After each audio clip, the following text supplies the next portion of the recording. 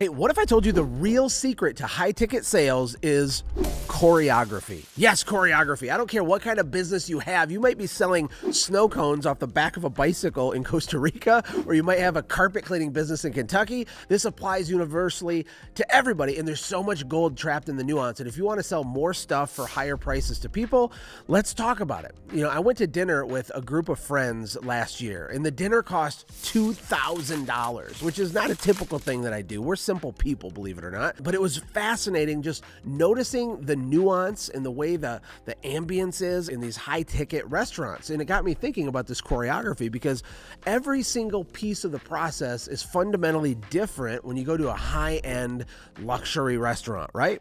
And so if you're Mr. Carpet Cleaner from Wichita, the same thing could be true for you. And if you understand what we're going to go through here, it'll be crazy how much money you can make just using your brain, right?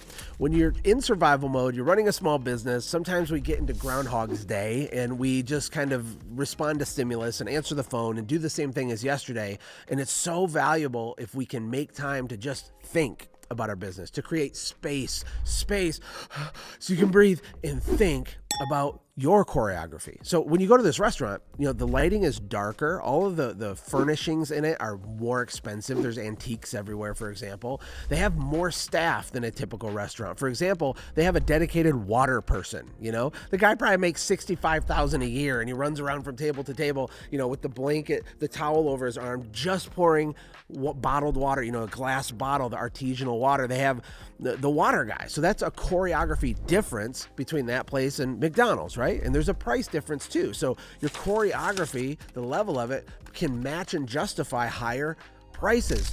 I think people get messed up because they'll complain, oh, people are cheap, they don't want to buy my stuff. What they're failing to understand, we're going to go through a list of a bunch of things in just a second. What they're failing to understand is that the customer has an expectation of what they think you're supposed to cost, and then the price you gave them did not line up with that expectation. But did you know you can control and set and reframe their expectation through choreography? So we're at this $2,000 dinner, and the waiter comes up and he tells us that the chef was inspired earlier in the week, and he decided to make some beef Wellington, which is a very complicated dish to make. I think it takes like 2 days to do it. And he's describing all the detail of how this guy does this. And the bad news, though, was that there's only like 10 of them. There's only 10 available. And he's like, if you're interested in the Wellington, sir, I'd highly encourage you to secure the Wellington. That's what he told me. He used the phrase secure the Wellington. Isn't that weird? But it's part of the choreography. Of course, 2 people in our group secured the Wellington, right? Because they were sold. The price didn't matter. The price wasn't even discussed, right? And even with a little carpet cleaning business or any kind of snow cone business, the same principles apply to you. With that being said, let's start off with lesson number 1. Who people think the messenger is more important than the message itself. I'm going to say that again slower. Who people think the messenger is more important than the message itself. And I can prove it to you. Go on Twitter and find Gary V and scroll down until you see him tweet something that's like we've heard 1,000 times. For example, Gary V could tweet never give up and it gets 100,000 shares, right? And then you could tweet never give up and it gets 2 likes, and one of them's your mom and the other one's you, right? So the message itself doesn't have that much value all by itself, believe it or not. It's the frame of who they think the message is coming from. It's such a big deal. So if you answer your phone in a noticeably better, more clever, warmer, better tonality and pacing and emphasis, right? And you answer it in 1 ring instead of 3, that is one little tiny micro piece of your choreography. And so if they call 3 companies and you're the one that wins, you win. You have better choreography. You've anchored them, right? And then the process of what questions you ask them and how you build rapport, that whole little piece should be thought through to maximize your choreography. And then depending on what kind of business you have, maybe you give them a price or give them an estimate, or there's a sales process. Every single little touch point is an opportunity for choreography. And what's happening in their head, the customer's head, is they're starting to establish a baseline of who they think the messenger is. They're starting to think who you are. And a best case scenario for small local business is that you want your customers to be nervous to actually finally get the price, and then be pleasantly surprised that you're only $500 more than the other people, right? So imagine you do the McDonald's thing and it's a $500 price, right? But then they're coming to your secure the Wellington style, super clever, choreographed, way better process, and then you're $1,000, right? You've created so much separation by thinking like this that it's way easier to sell the high ticket stuff. In fact, a lot of people will be nervous to pay the other guy. They're like, instead of saying, why are you so expensive? Which is what they do when they think you're the same as the McDonald's example. Instead of that, they say, why is that guy so cheap? That makes me nervous. That makes me uncomfortable. And this little shift can happen like quick. It's just paying attention to the nuance and the details. Another secret to high ticket selling is to lead with value. If you have a service company and you're looking at your choreography, how can you over deliver in little itty bitty ways lots of times? How do you do unexpected things that are in the customer's benefit? For example, if you are in people's homes every day, everyone should be getting a free bonus they didn't expect, and it should feel like they're the only person ever that got the free bonus that they didn't expect. And if you do this, it matters, like a lot. You'll get more referrals, you'll get more reviews, upselling's easier, it's easier to book them for a second appointment. You're wowing and delighting these people, right? And we want to think of, during the sales appointment, how do we over deliver and wow and delight? I'll give you an example of how to do that too. When you are quoting all of your stuff, take a minute to scratch off all the stuff that they don't need. Give them prices for stuff they don't need, and then tell them, you know what, after, really examining everything, honestly, you don't need this one. You don't need this one, because it builds trust. It's better choreography, right? And it's elevating who they think the messenger is. If you look at people like Alex Hormozi, who's just blown up on the internet, people like to talk how Alex Hormozi made $17 million in profit his first full year with gym launch. And he did that. But what they fail to understand is that his program that he sold actually was amazing. Like, it irrefutably worked. He had mountains and stacks of irrefutable proof of, I made this guy 300 grand, that guy 500 grand, this guy made 1.1, this guy made 200 grand. And he had person after person after person that had a local gym, bought his gym launch thing for $40,000 and absolutely transformed their business quickly. And so when you're trying to just get money or do the next estimate, you're missing the secret to getting high ticket, high margin business systems in place because you're chasing the money. Lead with value. Learn how to wow and delight.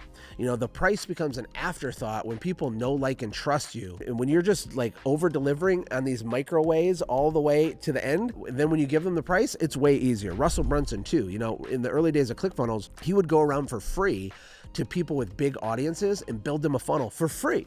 Why would he do that, right? Because he needed to establish proof of his expertise. He wanted to get someone a huge result. He was making people millions a month for free so he could have the story of how he did that thing. And if you have a local business, this type of stuff still applies to you.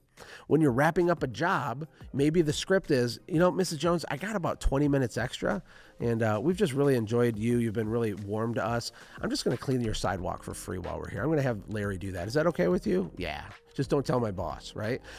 That moment, when that happens, there's so many things happening in someone's brain, and it's choreography, but you're leading with value, just like Russell led with value. And there's opportunities everywhere. A couple other tips as we get ready to wrap this up is unexpected personalization. Local businesses don't do a very good job of taking notes about their customers. What's their dog's name? Remember how that lady said to close the back gate so Fluffy doesn't get out?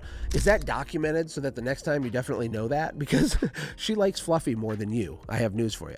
But really, more than that, when you're engaging with your customer and you're like, hey, Mrs. Jones, great to hear from you. Hey, just so you know, I'm going to get you booked up and we're going to make sure to secure that back gate. We don't want Fluffy getting out. The minute that those words come out of your mouth, you blow people's brain apart because no one does it, even though it's really easy and it costs nothing. Isn't that weird? Success is not complicated, but that doesn't mean it's easy. This stuff is not hard to do, but it might be hard to actually do it, not because you're confused by it, because we're lazy sometimes. Don't do that. Another thing is unexpected value, which I think we covered. And then last but not least is frame control. So this whole video really is about, if you want to make more money, it's not just about charging higher prices. And it's not just about being frustrated that no one will buy your expensive stuff. It's about you controlling the frame of who they think you are.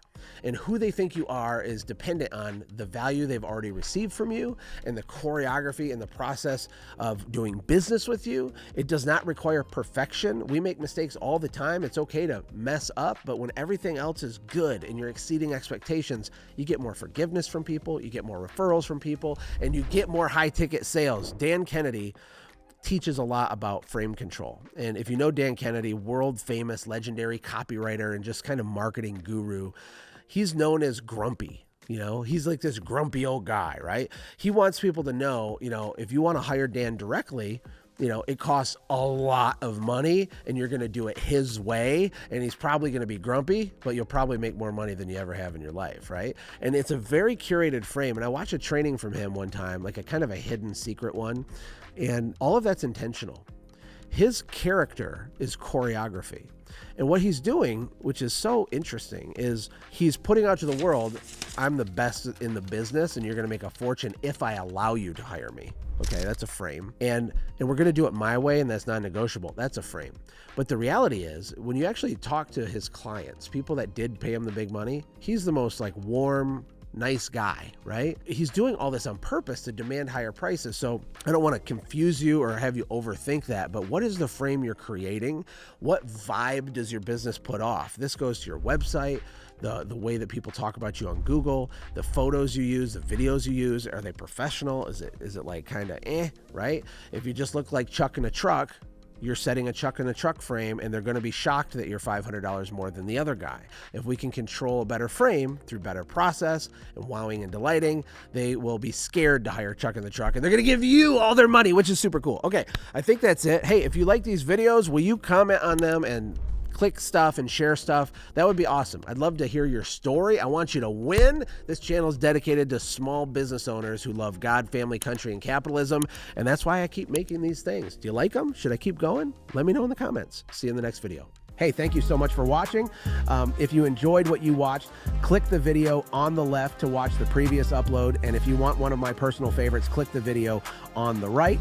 And of course, don't forget to hit the middle to subscribe so you never miss an upload. Thank you again for being on this journey with me.